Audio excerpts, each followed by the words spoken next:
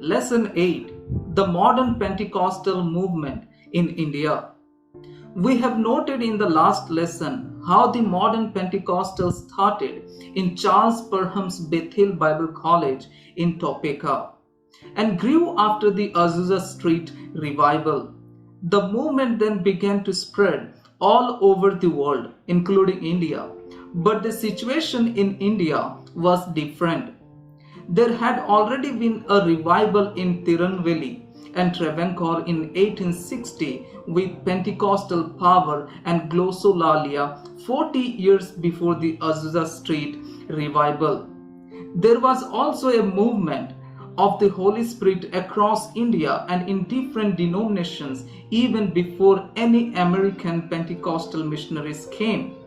We will look at this first in this lesson and then study the growth of the Pentecostal movement in India. The Great Indian Awakening. The far corners of our country witnessed the flames of the revival during the early years of the last century. A brief description of the events provided by J. Edwin Orr in his book, The Flaming Tongue, The Impact of 20th Century Revival. In the Northeast, early in the 1903, a church at Mawphlang in the Khashi Hills announced Monday's evening prayers meetings to seek an outpouring of the Holy Spirit. In 1904, these prayer meetings became more fervent, but the end of the year it grew to an urgent, heartfelt hunger. The annual General Assembly of Khashia Presbyterian Church at Cherrapunji in 1905 proved to be a remarkable event. The delegates returned to their villages with increased faith and intensified longing. On the first Sunday in March 1905 at Mawphlang, when their Bible lesson dealt with the baptism of the Holy Spirit, an unusual manifestation of feeling filled the congregation, accompanied with prayer, weeping, and praise. When one or two was invited by name to lead in prayer, others also stood up to lead the congregation in intercession. It became impossible to close the service the following Sunday because the prayer, praise, and weeping and even fainting affected the congregation. This manifestation accompanied the extension of the awakening into other parts and continued for about 18 months. This intense conviction of sin, which began in March, gave way in June to a wave of rejoicing. In one meeting, the singing overwhelmed the preaching, many people dancing for joy, their arms outstretched, their face radiant. Some broke out into bitter crying. Then followed confessions of sin, while groans, cries, and earnest prayer arose. The awakening spread to the south of the river Brahmaputra. The revival was first manifested during a Bible class at Gulghat. One Saturday night, the whole congregation broke down weeping. They were in great agony because of their sins. Both young and old cried for mercy. On Sunday, the meeting began at 6 a.m. and continued nearly till midnight. In 1906, the Deputy Commissioner declared liberty of conscience for all Nagas.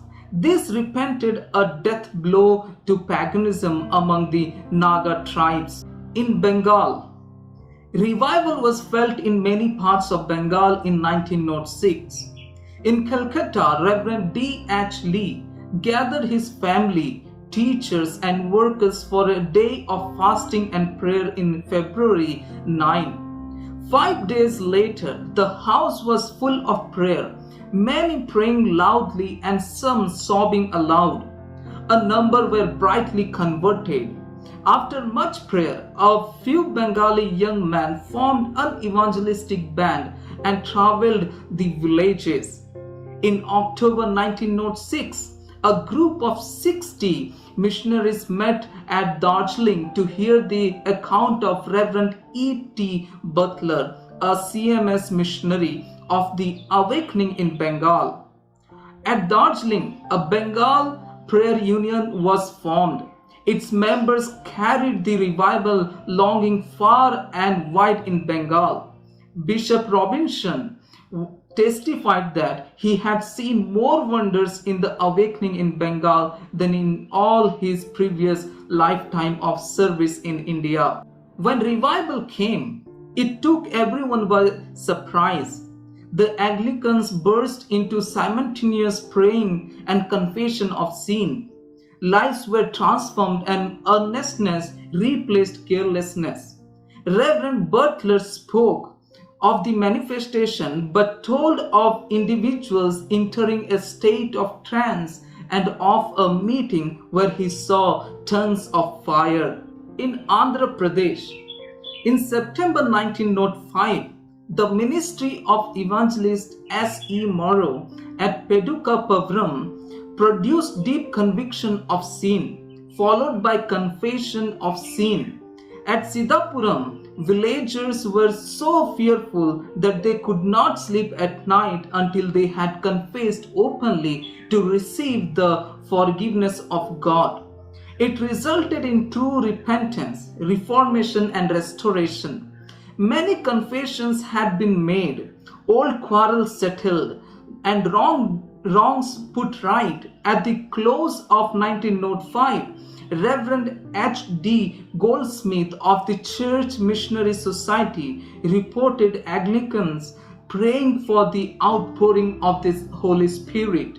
In Tamil Nadu, the Brethren missionaries were holding their annual conference in Coimbatore during June 1905.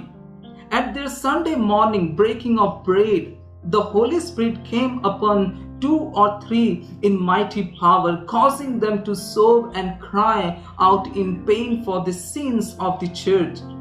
A season of confession and humbling followed. Wrongs were righted, questionable things judged and abandoned, and estranged brethren reunited. This went on till 4 p.m. when the meeting was adjourned for Sunday school. At the close of evening meeting, many sinners were converted. The believers again gathered, and confessions continued till all had humbled themselves and were consciously right with God.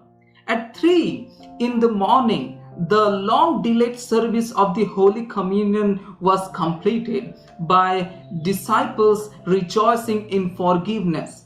In this connection, the Brethren missionary Handley Bird wrote, "God has come to Coimbatore and we are like them that dream. Our mouth literally is filled with laughter, our tongue with singing." The London Missionary Society at Nangarkhoil experienced a quakening wave. It is evident to all that the young men who were the terror and disgrace of the village are at any rate starving after holy living. There is also a renewed interest in Bible study.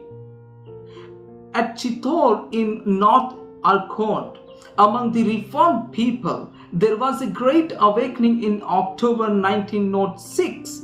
There was a great breaking down under conviction of sin, with the usual accompaniments of manifestation of the Holy Spirit.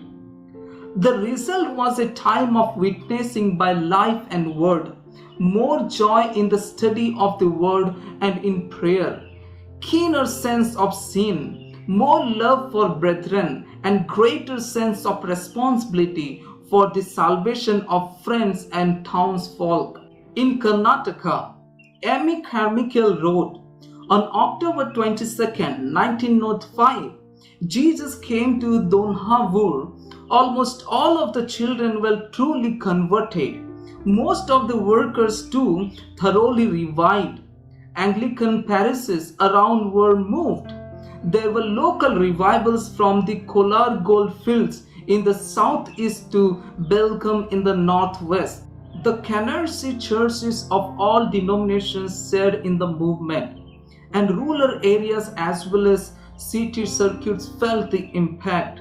On the west coast of India, wonderful scenes were witnessed, and extraordinary confessions of sin among the congregations were followed by the outright conversions of outsiders.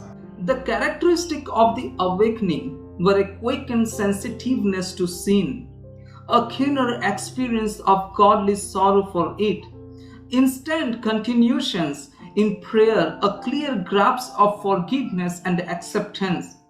The whole of the Methodist fields of the South India Conference gained in the movement. In Kerala, in 1905, the Church Missionary Society noted a great spiritual thirst in Kerala. God was about to breathe into the dry bones new life and power. The effect of the general awakening was immediately felt in the Marthoma, Anglican, and all the evangelical communities in Kerala.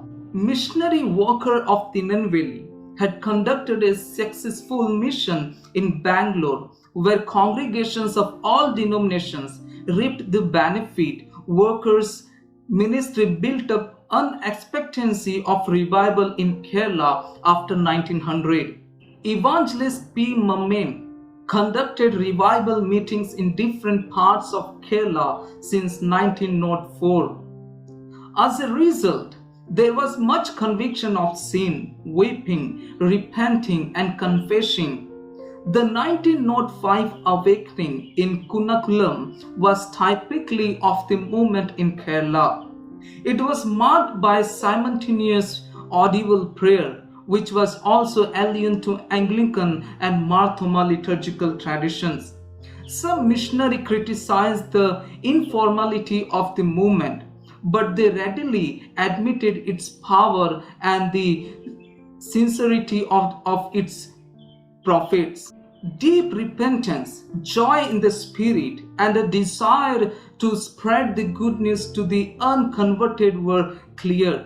The revival began with prayer that soon brought conviction of sin. This was demonstrated in every practical manner through genuine repentance, open confession, immediate restitution, unity, and love. The outcome of the movement was seen in the ending of all personal animosities, the settling of the social quarrels, and the mediation of congregational disputes. Even former enemies uniting in the praying and preaching bands that evangelized the nearby villages. At the Maramon Convention, 17,000 people broke into simultaneous audible prayer. As a result of the awakening, the Marthoma Sunday School Samajam was founded in 1905 with 50 Sunday schools. It grew phenomenally in the last 100 years. At present, the Samajam has 1,031 schools with 1,45,000 students and 16,575 teachers. In Maharashtra, Pandita Ramabai has commenced special prayer circles at the beginning of 1905 when she asked for volunteers to meet with her daily to pray for it. Revival came 1905 at Mukti Mission, June 29, 1905 at 3:30 a.m. One of the Pandita Ramabai's co-workers, Amy Abrams, reports, on the 29th of June at 3:30 a.m., the Holy Spirit was poured out upon one of these volunteers.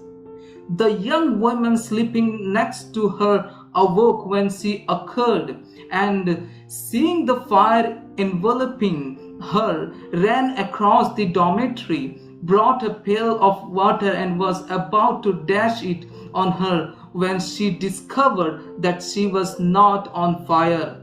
In less than an hour, nearly all the young women in the compound gathered around, weeping, praying, and confessing their sins to God. The newly spirit baptized girl sat in the midst of them, telling what God had done for her and exhorting them to repentance. On June 30, as Ramabai was expounding the 8th chapter of John, the Holy Spirit descended and her audience began to pray aloud.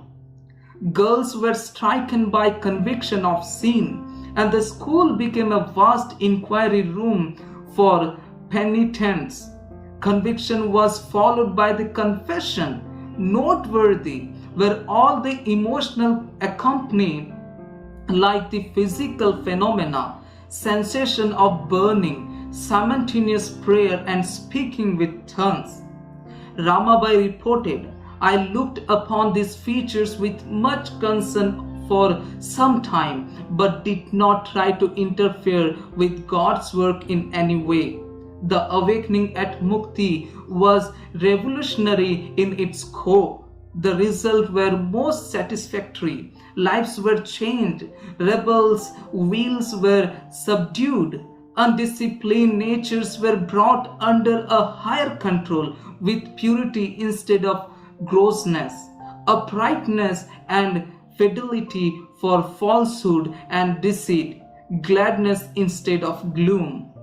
The girls from Mukti Mission visited Ratnagiri and other places, reporting what happened.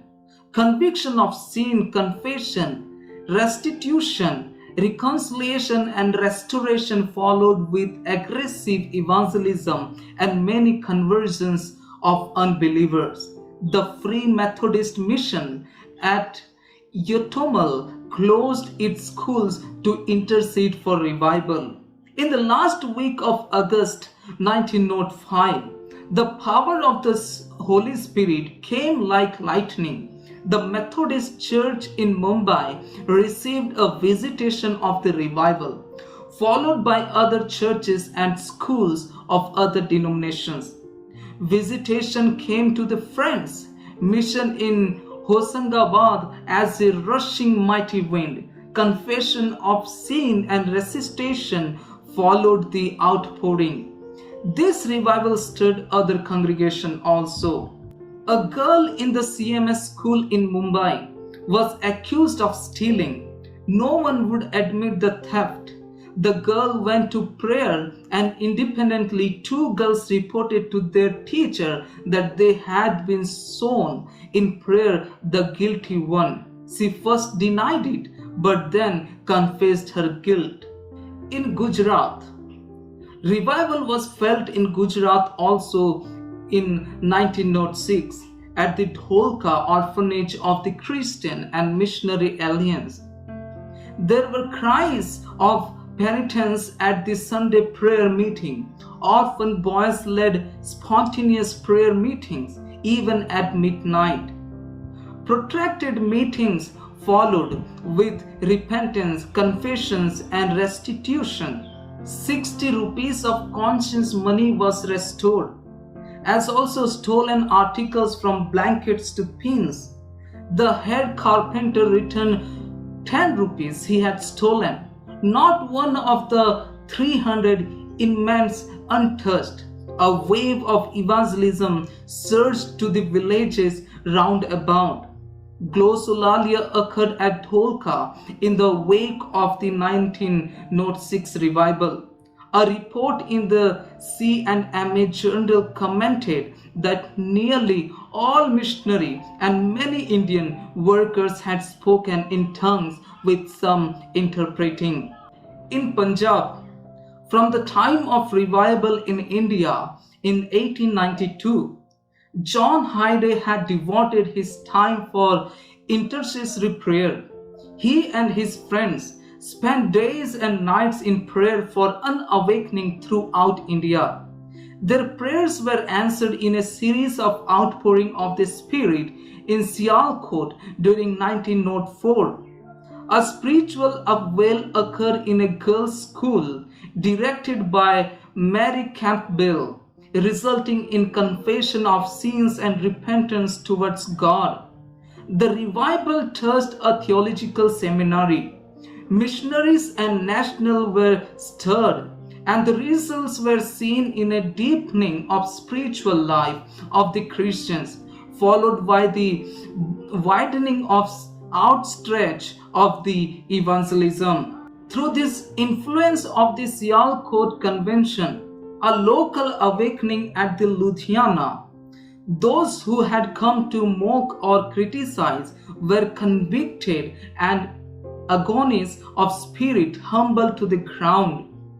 A young Sikh named Sundar Singh had a vision of Jesus Christ on December 18, 1904 and was converted.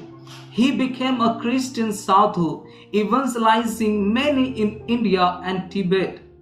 At the Church Missionary Society reported a widespread spirit of prayer in the Punjab in 1905.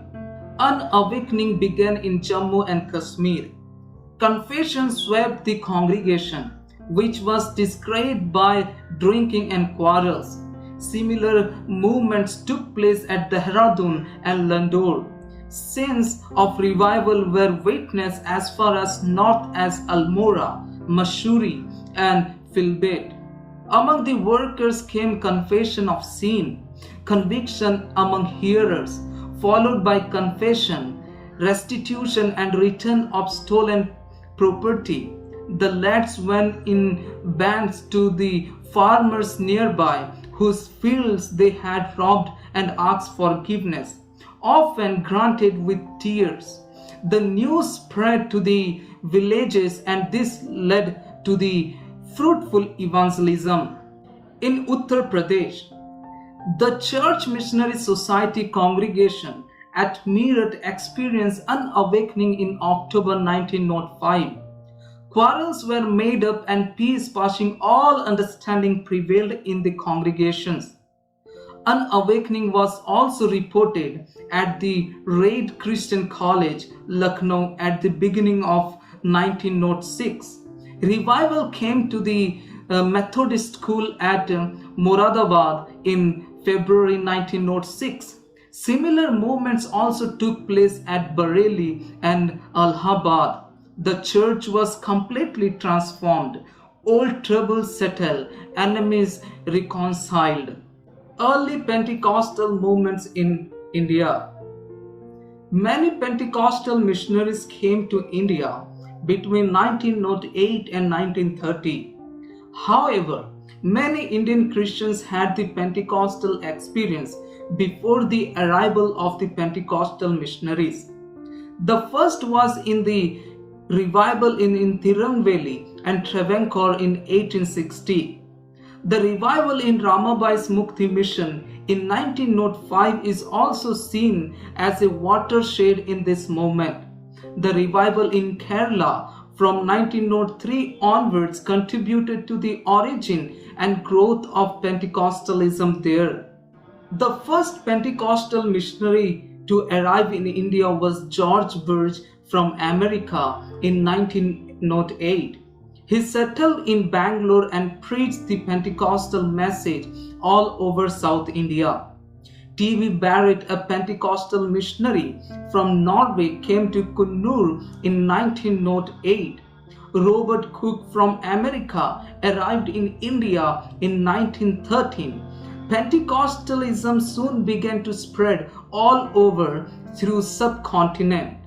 In January 1907, A.G. Gar and his wife came from Los Angeles to Calcutta, where several missionaries were assembled in a convention. Many of them received the Pentecostal experience and took that with them to spread it in their outstations. In the 1910s and 20s, the Holy Spirit baptism was experienced by Indians such as Pastor K.E. Abraham, T.G. Oldman, T.M. Verghese, A.R.T. Athishyam, A.C. Samuel, P.M. Samuel, and M.K. Chacko, and etc. The U.S. missionaries George Berg, Mary Chapman, Robert F. Cook, and John Verghese also spread the Pentecostal message. This resulted in the establishment of IPC, AG, Church and Church of God. Pioneers also went to Andhra, Delhi, Itarsi, and etc. Today there are hundreds of Pentecostal churches in India.